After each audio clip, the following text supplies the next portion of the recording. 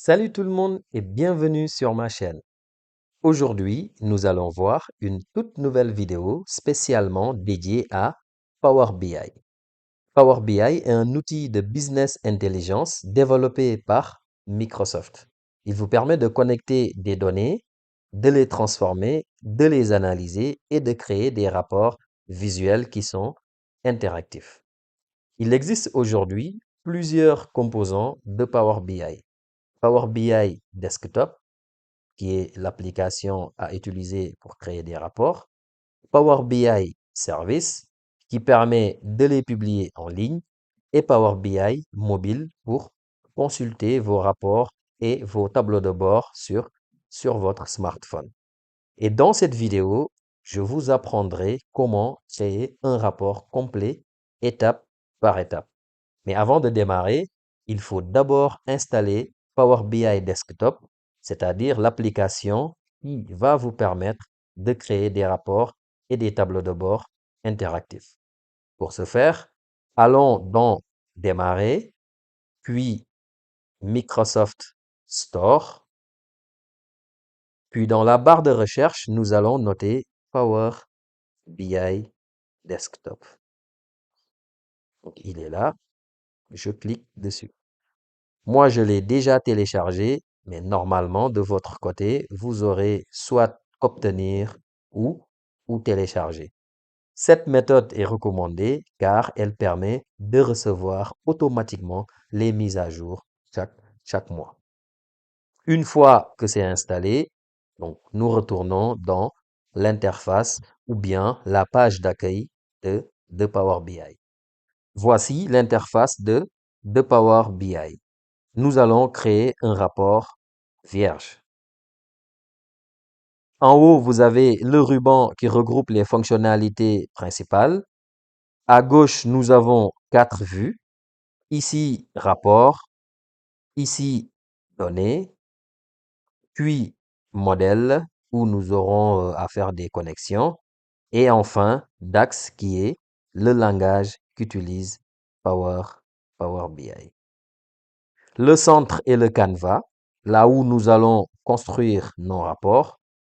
À droite, le volet visualisation pour choisir vos graphiques. D'accord? Nous avons ici les données. Nous aurons, comme lorsqu'on fait un tableau croisé dynamique, là où nous allons choisir les éléments à mettre dans cette partie-là, cette partie rapport. Avant d'importer des données, sachez que Power BI permet de se connecter à une grande variété de sources. Fichiers Excel, SQL, MySQL, les services en ligne comme SharePoint, Google Analytics, etc. Mais pour ce tutoriel, nous allons utiliser un fichier Excel. Mais gardez à l'esprit que vous pouvez vous connecter à pratiquement n'importe quelle source de données. Maintenant, nous allons importer notre fichier Excel pour découvrir comment charger des données dans Power BI. Je vais dans l'onglet Accueil, obtenir les données. Je choisis la source de données qui m'intéresse, dans mon cas classeur Excel, et je vais importer le fichier Excel sur lequel je veux faire des rapports. En l'occurrence, dans mon cas, vente smartphone.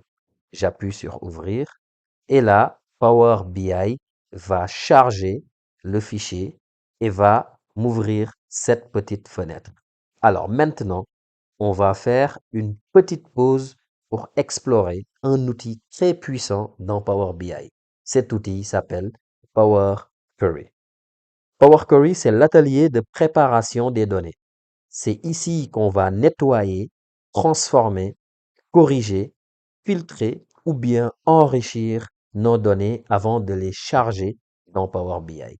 Donc j'appuie sur le tableau qui m'intéresse, je coche, et là j'ai l'aperçu de mon fichier. Donc comme je vous ai dit tout à l'heure, c'est un fichier de vente, une entreprise qui vend des smartphones un peu partout dans le monde. Donc nous avons comme colonne date, région, pays, ville, unité vendue, modèle de téléphone, revenu, etc. jusqu'à satisfaction client. Alors, qu'est-ce que je fais Pour aller dans Power Query, je vais dans Transformer les données. Une fois que j'ai appuyé sur Transformer les données, là, je suis directement dans l'interface de Power Query. J'ai toutes les colonnes de mon tableau. J'ai comme onglet Accueil, transformer le fichier, ajouter une colonne, par exemple une colonne conditionnelle, affichage pour l'affichage de mon fichier, pour atteindre les colonnes, éditer, etc. Et nous avons Outils. D'accord? Par exemple, nous pouvons renommer des colonnes, nous pouvons supprimer des lignes vides ou erreurs, nous pouvons changer les types de données, par exemple transformer une date qui était en texte, par exemple ici, je peux appuyer et choisir date, ou bien si c'est les revenus total, j'appuie et je choisis monétaire, etc. Je peux supprimer les doublons, je peux fusionner ou fractionner des colonnes ou bien même en ajouter de nouvelles. Par exemple, supposons, je voudrais fractionner cette colonne-là en deux colonnes. Pour les vendeurs, je veux une colonne nom et une colonne prénom, alors que j'ai sur la seule colonne nom et prénom. Pour ce faire, donc je sélectionne toute la colonne, je vais dans fractionner colonne, qui est dans l'onglet accueil, par délimitateur. Et là, le délimitateur qui sépare les noms et les prénoms, c'est espace. Donc là, je n'ai rien à faire, c'est déjà sélectionné espace. Si c'était séparé par autre chose, par exemple virgule, point virgule, etc., je le choisis ici. Donc je fais OK. Et là, ça a été fractionné, la colonne, elle a été fractionnée en deux. Là, j'ai nom et les prénoms. Donc là, c'est les prénoms et là, c'est les noms. De la même manière, je peux aussi ajouter une nouvelle colonne. On va faire un exemple également. Par exemple, nous allons travailler sur les revenus totaux. On va se dire, à chaque fois que j'ai des revenus qui sont supérieurs à 50 000 euros, automatiquement, je vais mettre un commentaire comme grosse vente. Sinon, je vais mettre une petite vente. Donc, je le mettrai à la fin de mon tableau. Alors, onglet ajouter une colonne, colonne conditionnelle, et là, nouveau nom de colonne, donc je mets par exemple commentaire, et là, je pose ma condition. Si la ligne revenu total sur laquelle je suis est supérieure ou égale par exemple à 50 000 euros, alors qu'est-ce qui se passe? Grosse, grosse vente. J'ai pas besoin de le mettre entre guillemets comme si je suis sur Excel. Ici, il n'y a pas cette condition-là. Je peux mettre petite vente sinon. Alors, si revenu total est supérieur ou égal à 50 000, grosse vente. Sinon, petite vente. Et là, j'appuie sur OK. Et là, j'ai une toute nouvelle colonne qui s'appelle commentaire. Et sur chaque ligne de vente, j'aurai soit petite commande, petite vente plutôt, ou grosse vente. D'accord? Alors, une fois que j'ai terminé tout ça, automatiquement, je peux aller dans Accueil. Et là, j'appuie sur Fermer et, et Appliquer. Alors, Power BI va charger tout ça. Et une fois que c'est terminé, je suis directement dans l'interface encore de Power BI. Maintenant que nous avons chargé notre table de données, passons à l'étape de modélisation. Ici, c'est là où nous allons générer nos visuels. Ici, nous avons notre tableau que nous avons transformé tout à l'heure avec Power Query. Et ici, dans un projet avec plusieurs tables, cette étape consisterait à créer des relations entre elles, entre les tables. Mais ici, nous avons une seule table, ce qui simplifie le travail. Mais quand même, cela ne veut pas dire qu'on a rien à faire. Alors, la modélisation dans Power BI, ce n'est pas seulement connecter des tables, c'est aussi préparer notre table pour l'analyse. On va par exemple créer des colonnes calculées créer des mesures avec DAX. Alors, c'est quoi DAX? DAX, c'est l'abréviation de Data Analysis Expressions, c'est-à-dire les expressions d'analyse de données. C'est le langage de formule utilisé dans Power BI, un peu comme dans VBA, le langage qu'on utilise, ou bien dans Power Query, le langage M. D'accord? Alors, avec DAX, qu'est-ce qu'on peut faire? On peut faire des calculs simples, comme des totaux ou des moyennes, mais aussi des calculs dynamiques qui s'adaptent selon les filtres du rapport, et même des calculs souvent conditionnels, temporels ou relationnels entre plusieurs tables. Concrètement, DAX nous permet de créer des colonnes calculées, comme ce qu'on vient de faire tout à l'heure sur Power Query, des mesures et des tables virtuelles pour mieux analyser nos données. Mais rassurez-vous, on va y aller étape par étape avec un exemple concret très simple. Notre premier exemple va porter sur une mesure très simple mais indispensable, le total des ventes. Nous allons utiliser la fonction DAX Sum pour additionner toutes les lignes de la colonne revenu total. Cette mesure va nous permettre d'avoir une vue globale de la performance de notre entreprise. Alors, pour ce faire, je vais dans Nouvelle mesure. Là, je change le mot mesure et je mets total vente, qui sera le nom de ma mesure. Je vais dans calcul, donc égal, je mets somme, je choisis somme ici et là j'ai toutes les colonnes de mon tableau. Je choisis la somme des revenus. Donc je descends, revenu est là, j'appuie, je ferme la parenthèse et je fais entrer. Et là j'ai une nouvelle mesure qui vient s'afficher juste là. Total, total vente. Je continue. Je vais rajouter une deuxième mesure. Alors, nous allons calculer la quantité totale de smartphones vendus. D'accord? Encore une fois, nous allons utiliser la fonction sum sur la colonne quantité vendue.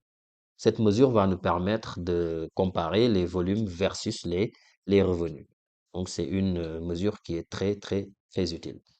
Alors, pour ce faire, encore une fois, nouvelle mesure, je change le nom, je mets par exemple total smartphone vendu égale, je pose ma formule somme et là, je descends jusqu'à la quantité totale de smartphones. Donc, quantité ici équivaut à unité vendue. Donc, j'appuie, je ferme la parenthèse et je fais entrer. Et j'ai ma mesure qui va venir dans la partie donnée. Alors, on va rajouter une troisième mesure. Nous allons calculer le prix moyen de vente par smartphone. Alors ici, on va utiliser une nouvelle fonction qui s'appelle average, qui est à peu près la fonction moyenne que nous avons dans Excel. Et nous allons l'appliquer sur la colonne du prix unitaire. Cela peut révéler si on vend plus de modèles haut de gamme ou d'entrée de gamme. Alors j'y vais, nouvelle mesure. Là, je change, je mets par exemple prix moyen smartphone, donc prix moyen uniquement, égal, average, je choisis, et là, je vais prendre les ventes, d'accord? Les prix unitaires. Donc, prix unitaire, je ferme la parenthèse, et là, je fais entrer. Et là, j'ai le prix moyen par smartphone qui est là en, en mesure. Et vous allez voir après à quoi ça va nous servir. J'en déduis le revenu généré par chaque unité vendue en combinant nos deux mesures précédentes. C'est une façon rapide d'évaluer la rentabilité moyenne d'un smartphone. En faisant quoi? Revenu par unité égale total vente divisé par total smartphone vendu. C'est-à-dire total des ventes divisé par la quantité total. On y va. Nouvelle mesure. Là, je change le nom, je mets revenu par unité. Donc, revenu par unité égale. Et là, je fais appel à mes deux mesures que je viens de calculer tout à l'heure, c'est-à-dire total des ventes. Donc, total vente divisé par total smartphone vendu, c'est-à-dire la quantité de smartphones vendus. Entrée, et là, j'ai une nouvelle mesure qui s'appelle revenu par unité. Comme je viens de dire, c'est une façon très rapide d'évaluer la rentabilité moyenne d'un smartphone. Après avoir effectué les transformations dans Power Query, ajouté des colonnes conditionnelles et calculé nos indicateurs via DAX, nous allons passer à la dernière étape, la création du tableau de bord interactif. Et pour ce faire, je vais dans Rapport. Ici, dans Visualisation, je choisis la visualisation qui m'intéresse. Dans un premier temps, pour représenter nos mesures, je vais choisir Carte. Donc, je coche ici Total vente pour représenter le montant total des ventes. Alors, pour changer la couleur de cette visualisation, je vais dans Visualisation, Format visuel, Objet visuel, valeur de la légende et la couleur, je change la couleur. Je fais pareil pour l'étiquette, je mets en gras également et je change la couleur de l'étiquette. Alors, je vais rajouter une deuxième carte. Alors, je vais dans Carte et je vais prendre Total smartphone vendu. Je fais pareil, valeur de la légende, je mets en gras et je change la couleur. Pareil ici pour l'étiquette. Très bien, je le mets à côté de Total des ventes. Et une troisième carte pour le prix moyen. Je rappelle que ça, c'est des indicateurs, des mesures que j'ai calculées dans DAX. Que je mets la couleur. Ici, pareil, je mets en gras et je change la couleur. Alors, je vais ajouter ici, dans cette même ligne, un segment de date. Cela me permettra de faire des filtres par année, par exemple. Comme ça, si je coche 2024, j'ai des analyses que sur 2024 et pareil, 2025, j'aurai des analyses que sur 2025. Et si je veux faire des analyses poussées par trimestre, également, pareil, c'est possible. Pour effacer le filtre, j'appuie directement dans Effacer la sélection. Donc, je remets 2024 et 2025 et j'efface le filtre. Alors, ce segment, je vais changer la couleur dans Général, la couleur de fond. Je mets par exemple une couleur grise. Afin de représenter le total des ventes réalisées sur les différents canaux, je choisis un graphique en secteur. Donc, je vais dans Visualisation, je coche graphique en secteur et là, je choisis les éléments à mettre dans mon graphique. Donc, canal de vente, puis revenu, revenu total. Et là, j'ai mon graphique en secteur avec les étiquettes de données en pourcentage. Alors, j'ajoute un histogramme également pour représenter les ventes par région. Je vais dans Visualisation, Histogramme, je coche Région, puis Revenu, Revenu total. Et là, j'ai les ventes par région.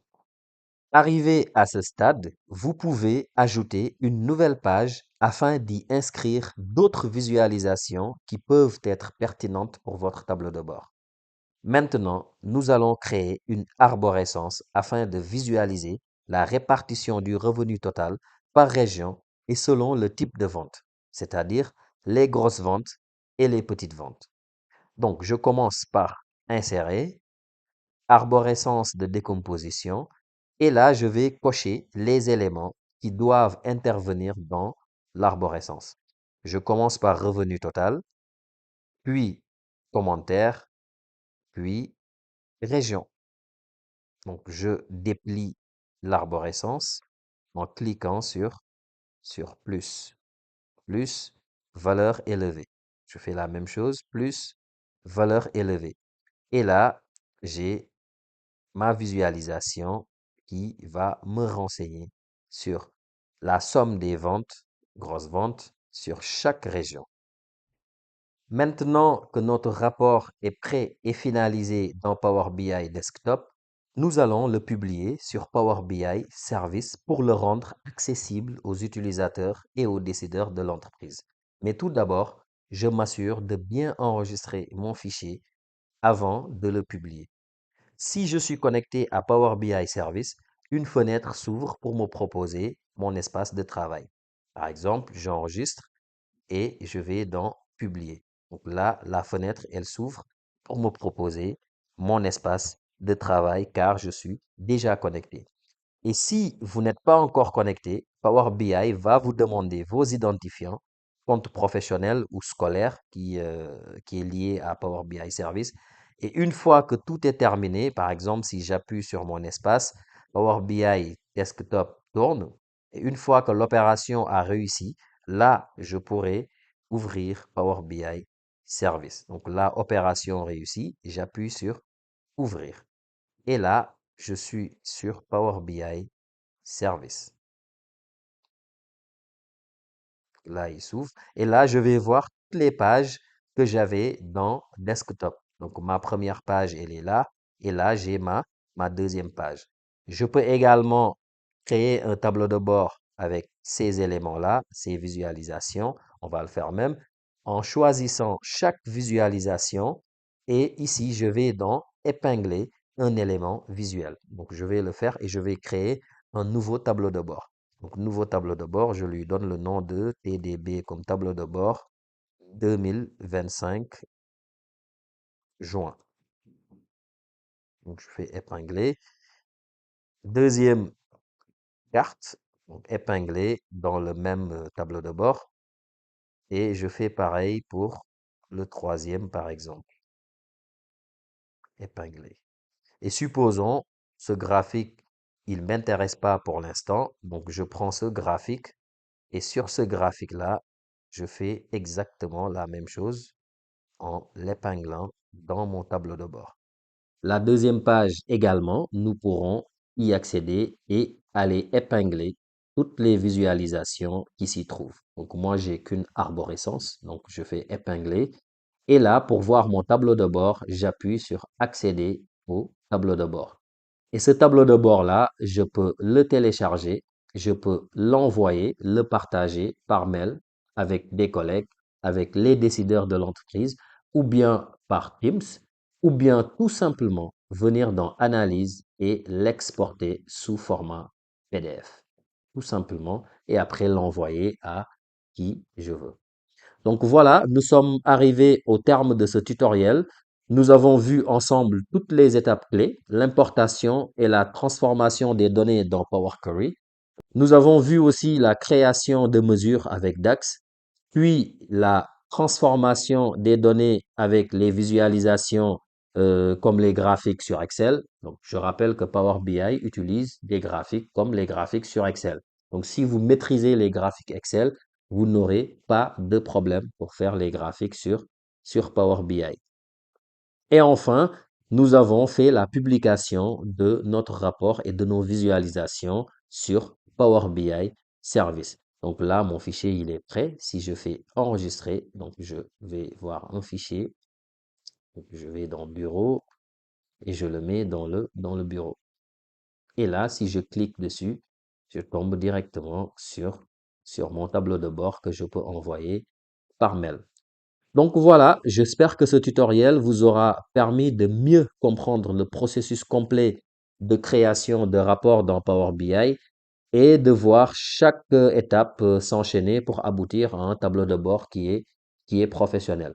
Donc si c'est le cas, Super, je vous souhaite une très bonne journée et à très bientôt pour une nouvelle vidéo sur ma chaîne. Au revoir.